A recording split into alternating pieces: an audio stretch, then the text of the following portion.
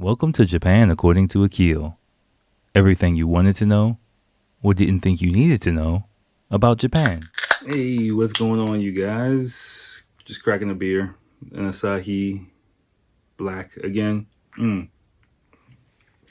Hope you guys been well. You know I like you because it's fucking raining outside and it's like 11 o'clock at night and I was like, you know what? I ain't gonna record shit tonight, but I literally, I was like, I checked the timeline. I realized I haven't recorded in 2 weeks. I was like, all right, let me stop bullshitting and just walk my ass to the store. Walk my ass to the store and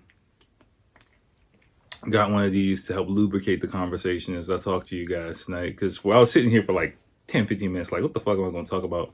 While I was looking up some other stuff that I'm working on. But I finally found the topic for tonight. And so we're going to talk about it as I drink this.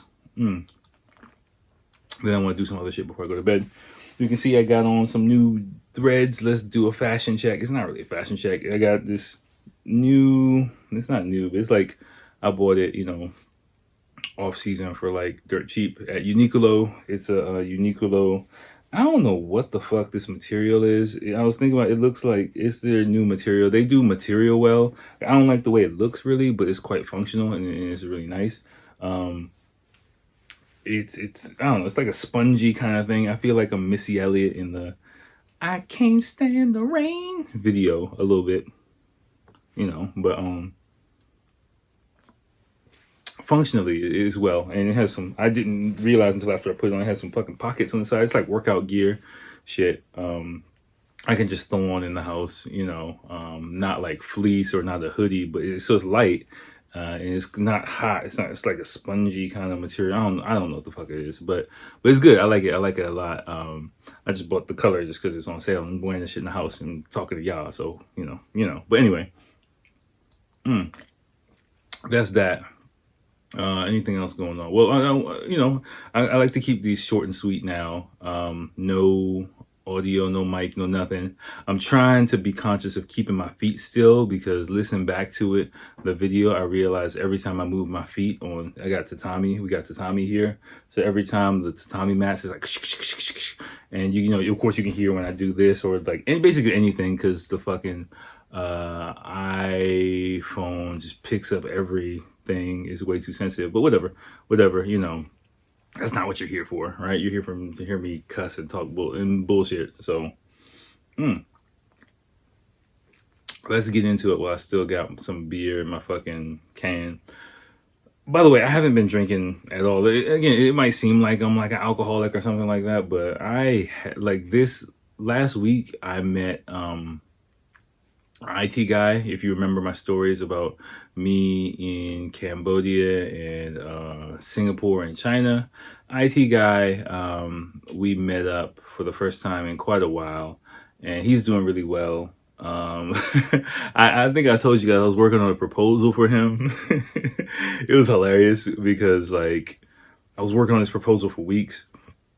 I was like, okay, because one of my weak points is especially explaining formal things. Like they're not my strong point, like English study concepts and stuff like that, or things I'm really passionate about. I'm not passionate about, but really well versed in. I can explain and articulate quite well.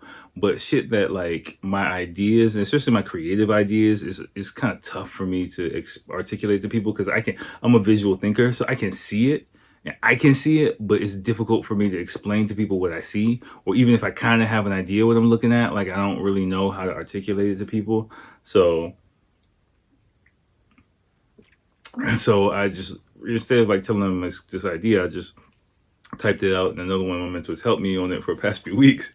So I met up with him, and I sent it to him. He's like, all right, let's just meet and talk about it. And I sit down in his conference room, and then he's like in his office. And he's like, all right, go, explain it to me. I was like, what? You didn't read it?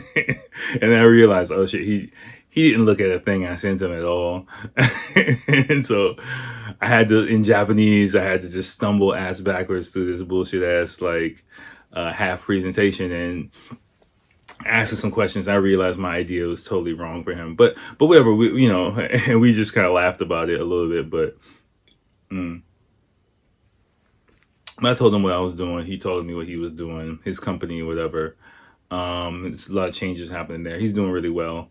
And so the good news is we kind of brainstormed some ideas about possibly down the road some things that we could kind of do to work with each other. But I kind of explained to him like that those things would not be my main thing I'd like to do. But if any, some other stuff I could help him, like his business about like content creation and branding that way, some shit that I've been studying and learning. I gave him some ideas, this shit that hasn't become common in Japan yet. And so, I was like, yeah, get your staff, because he's got some new staff coming. I was like, well, get a person specializing in them. Like, make sure they do this, do this, do this, do this. You guys got to think about this, because your content is really kind of like this, and this. And so, even if he like takes half of the ideas I just threw at him and runs with it, I think it'll be helpful for him. And he gave me some feedback and some stuff, some ideas and things to think about and research a little bit too, and just meeting with him. And then we went out to dinner and just had drinks and dinner and stuff, and just hang out and talk and reminisce and talk about fucking Cambodia and tell old stories and laugh and shit like that. So that was the main thing. It wasn't really like a formal business proposal. It was just catching up with the guy I really respect, and just vibing a little bit. So that was really nice. Hanging out with another friend the same way next week. But before last week, the point about alcohol, before last week, I hadn't drank anything in like a month, actually, since, I got sick in August. But after that, being sick, I didn't drink.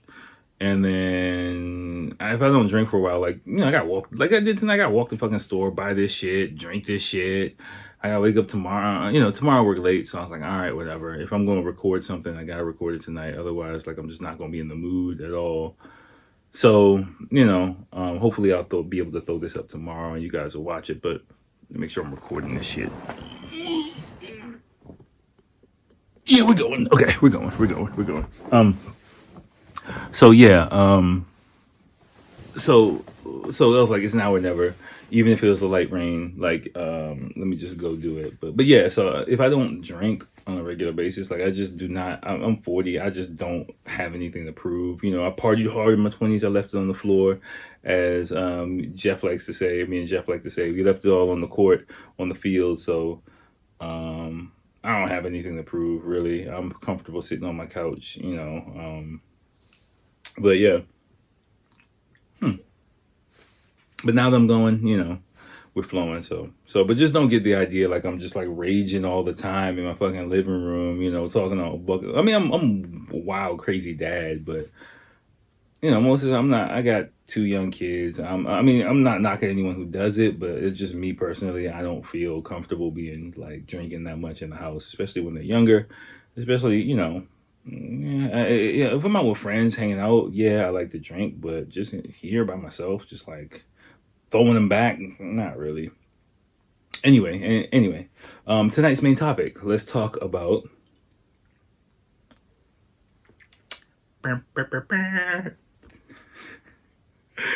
what the fuck is going on with the Japanese economy. So we're gonna get deep into economic stuff tonight, because there's a lot going on, and I'm not gonna cover it all. I'm not gonna be able to do it justice, but in my job and, my comings and goings, I'm able to kind of touch a lot of bases and hear a lot of people talk. Some influential people as well. I can't just divulge who they are, of course, but it is quite interesting, some of the voices I get to hear and some of the second and third hand information I do get to hear in my job. And some of it is related to the economy and deep Japanese economic stuff. And if you haven't noticed, basically, of course, the whole world economy is like, going down the stinker. Well, I mean, it's not really going to, you knew it was going to, I'm not saying I knew it was going to happen. I'm not the only one, but it was quite easy to see that was going to happen like several years ago. Some shit I kind of alluded to, in the past without being heavy-handed with the information, because, dude, I'm a fucking English teacher. I'm not like a economist or futurist or anything like that, but I do read the tea leaves and I listen to people that have been right in the past. And, it's kind of easy to see, like, with the massive amount of money that was injected into the global economy 2 years ago as a result of the thing that happened that, spread itself across the world, if you know what I'm talking about. Again, I'm not trying to get shadow banned by YouTube, more than I already am. So anyway, as a result of that and all the money that just the wave of money that swept across the world, like inflation is hitting, you increase the, like I said, you increase the money supply by like 20-30%. Shit's gonna get real in a couple of years. So, that's what's kind of happening in the world. People didn't think it was gonna happen. Before it's gonna happen, and so now we're kind of dealing with the consequences. There was not consequences, the results of that, right? Because it's just market forces, right? Speaking about it in an abstract way, of course, I try to be level-headed about this thing because if you get all emotional in these type of situations, then you're not really able to see the forest through the trees, and you're not really able to kind of maneuver, especially since, I'm not high finance. I'm not in the elite class. I'm still like grinding it out. I call myself a working class dude, white collar job, but a working class dude. So at this point in my life still. So that's just the way it is, right? And so, but being able to think about the situation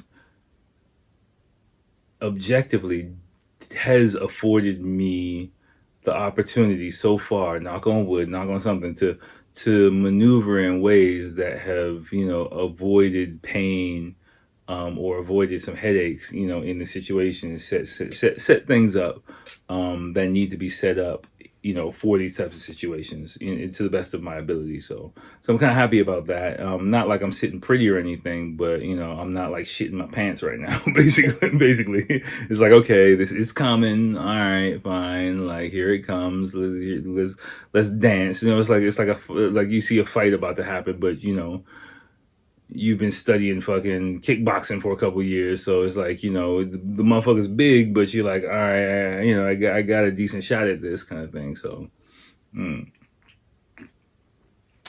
So anyway, yeah. So with the Japanese economy, I'm just gonna rant about the Japanese economy, like this verbal diarrhea, and whatever comes out, because a lot has been going on with the Japanese economy. The big number one thing is the depreciation of the Japanese yen. If you haven't, a lot of you, of course, are outside of Japan, so this might be actually a good thing for you if you're thinking about coming to visit Japan. This depreciation looks like it's going to stick around for a while, going to get kind of worse, to be honest with you. Basically, the purchasing power of the whole Japanese economy is being rug pulled right from out under the society. People don't even realize what the fuck is happening. Basically, yeah, they're just getting shit on by the central bank, pretty much. Japan right now is the only major. I think Japan and Turkey and like a few other fringe countries are like the only ones in the world who are not raising interest rates. Every other major economy in the world is raising their interest rates because to fight inflation. But basically, because Japan has been such a deflationary country, had a deflationary mindset for the past 30 years. The central bank, especially not prime minister, central bank chief Kuroda, who just Google Kuroda, Curoda. If you don't know who the guy is, he's the head of the Federal Reserve, or the Central Bank of Japan. He's the one who started, who's with RIP, I guess I can say. He's got his own shit to deal with, but he passed away, so whatever. Former Prime Minister Abe and him were tied at the hip from like 12 years ago, I think, when they started Abenomics, which is just massive quantitative easing to try to rip Japan out of a deflationary mindset and jumpstart the economy through massive money printing. Drink to that, right? If you don't know, like Japan, by the way, was to my, again, this is all my knowledge, my bullshit ass like history lesson shit that don't fucking, this is Akil Wikipedia right now, so don't take any of my shit for financial advice. Don't take any of my shit for fucking shit to do. This is just me just talking shit about economics, something I'm interested in. Okay. So, and the half the shit that I think I know, that I might know, that I realize I don't all the way know. I'm not a fucking expert, and I don't really claim to be. That's like, again, in the land of the blind, the one-eyed man is king. I'm very, very clear on the fact that I don't got two eyes in this thing. I only got one, and I'm not trying to play it like I see the whole field. So please don't take what I say for anything like that, at all, right? I'm just trying not to be completely blind walking through this shit. That's how I'm playing it, right?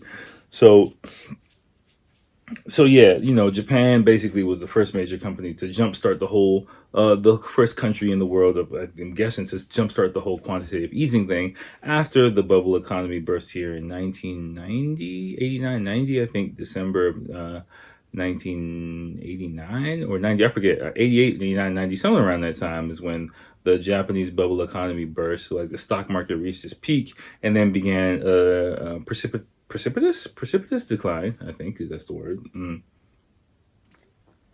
if you look at like a historical chart of the Japanese stock market, it dragged, at the bottom of the ocean at like about 8,000, I think, points until like when I was here, it was still like shit, until Abenomics kicked in, was about 2010. So you got to think from 1990, let's just call it to make a clean number, to 2010, which is a good 20 years. You had a generation of a deflationary mindset in Japan.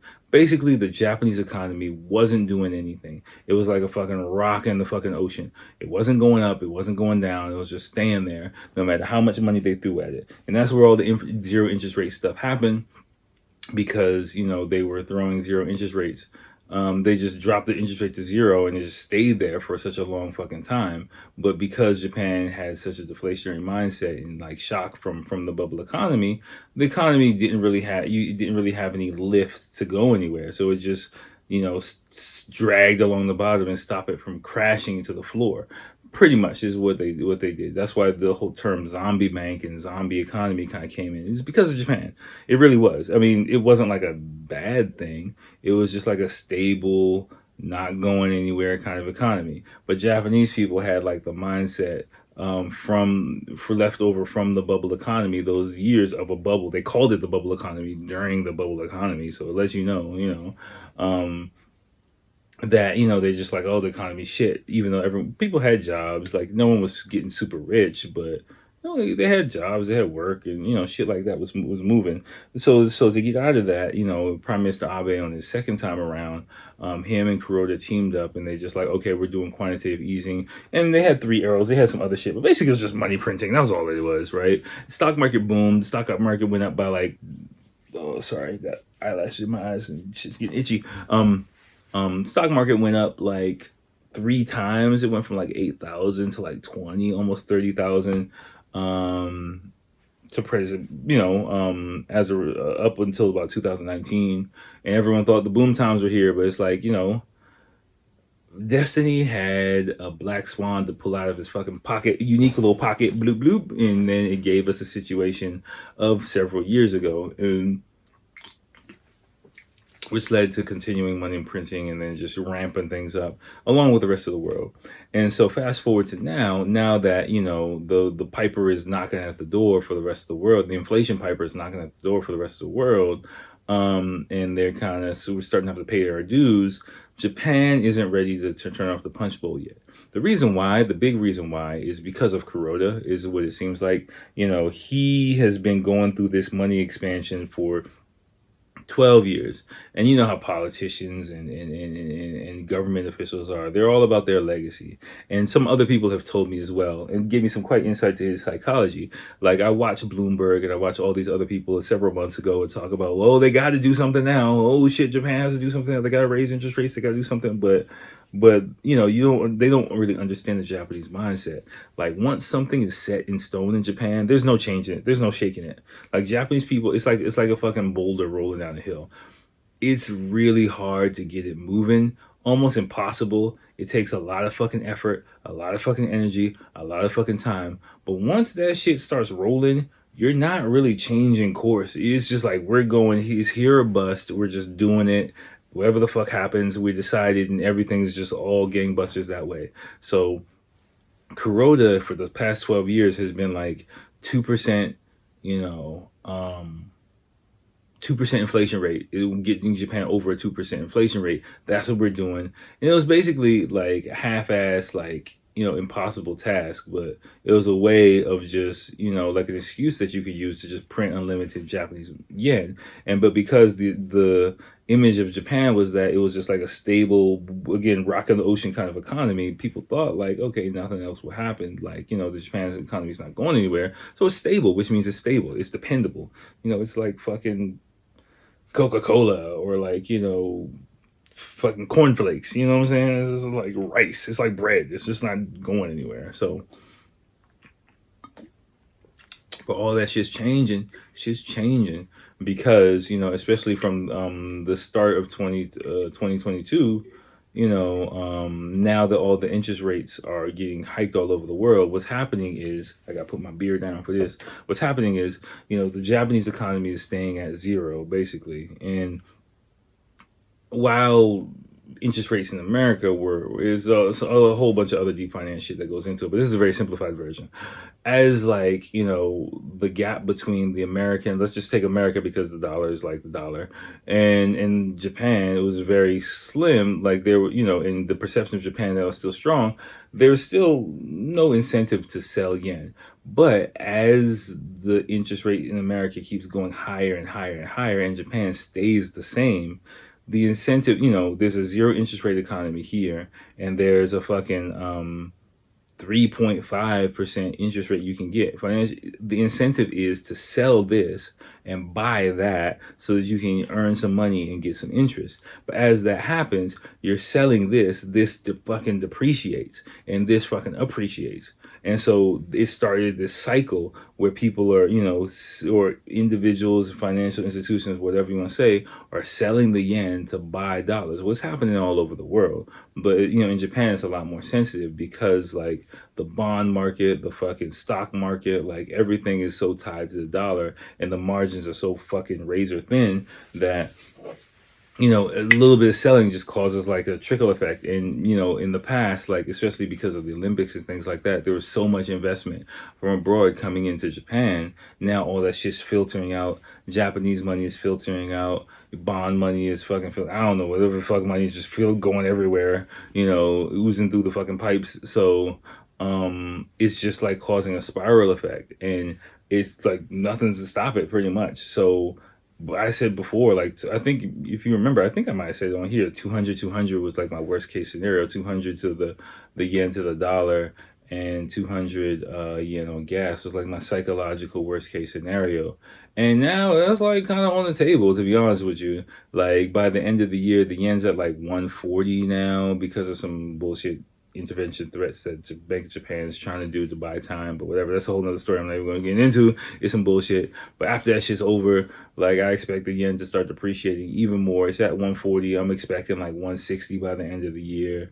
And then like springtime, I don't know what's going to happen because Kuroda is basically on his way out by next year. And then when the new chief comes in, he might try to pretend to like ease up on the gas a little bit to ease the market. But then if you do that, then the bond market gets fucked up. And the Japanese bond market is even more fucked than the currency market. So even a hint at raising interest rates a little bit just completely fucks the whole country. It just throws like a wrench in the fucking Titanic. It's like...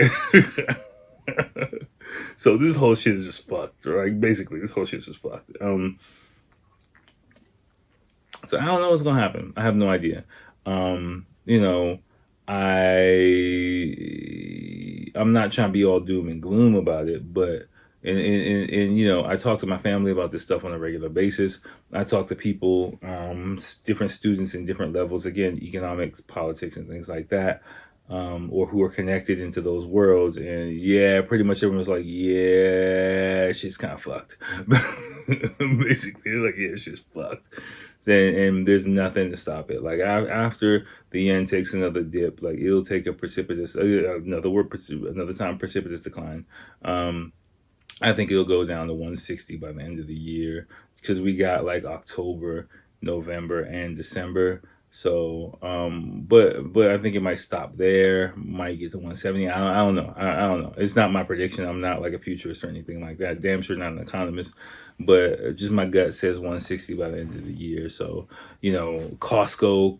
Me and my family had like a come to Jesus moment at Costco. I took my whole family there. You know. with my wife, and I was like, see, this is what it is. Fucking shrinkflation all over the place, higher prices. The interesting thing though, because Costco has so much buying power and they have dollars, they're able to buy Japanese domestic products on the cheap. So I was telling my family, like, from now on, our new Costco policy is we go to Costco when we need to, not all the time, buying domestically produced shit, mainly fruits, rice, maybe some snacks, little stuff like that is fine. Like, I bought like two big ass crates of fucking apples for like less than 2,000 yen, which is like less than $20 basically. It was like 700 yen for like 10 apples, which like 10 big ass Japanese apples, which were really, really good actually. And the fucking crate of fucking oranges for another like 700 yen too. So, but the imported grapes have been literally cut almost like 40%. The packages have been cut like by almost 40% for the same fucking price. It's just not even worth buying, and a bunch of other shit. So domestically produced potatoes are still cheap and things like that. So because Costco has the buying power to just buy up a whole heap of shit, from Japan, just like, all right, give me all your potatoes, give it to me, give me a good price. So going there for that stuff is worth it. But basically, I'm gonna rely more on my local supermarket and stuff like that. So that's what I mean, like just keeping my family abreast of what's going on, and then we can kind of plan and adjust, based on that. It has been kind of helpful. And if you're living in Japan, I would recommend you do the same. Shift your spending. Just be conscious of shifting your spending to domestically produced products as much as possible, so you won't be kind of sticker shocked when you realize the shit that you buy doesn't go as far as it used to, and you're paying an arm and a leg for it anyway. That helps. Besides that, like, without going in a whole bunch of deep shit, there's not really much else I can tell you about the situation. I'll keep an eye on it, which I'm always am. This week is gonna be a big week in finance whenever this fucking comes out. But yeah, after like another week or two, when Bank of Japan does this bullshit ass intervention kind of thing, I'm expecting like the yen to just start fucking nosedive into like 150, 160, and there's nothing that's gonna stop it, at least until the end of the year. So for tourists though, people coming here, they're easing restrictions and things like that. If you want to come here, you have family here, you're looking to come on in like from October, I think, is going to be a better time for you guys. But going out again, shit. It looks like de facto I'm trapped here for a little bit. I gotta get my bread up, but it is what it is. This is the game. This is what we're playing. So I'm not, I'm cool. My family's cool. Everyone's healthy. That's the most important thing. So yeah, that's all I got for you guys on that front. If there are any major developments or whenever I want to be or I just want to talk about it some more, I'll let you guys know. But thanks for listening to my crazy ass ideas. Again, I'm not a fucking expert. I'm just a dude on the couch with a fucking Asahi Black at like 11 o'clock at night with this shit on. So my pajama jammies. So let me do some other shit. Get the fuck out of here. So thanks for listening. I'll holler at you next time. Peace.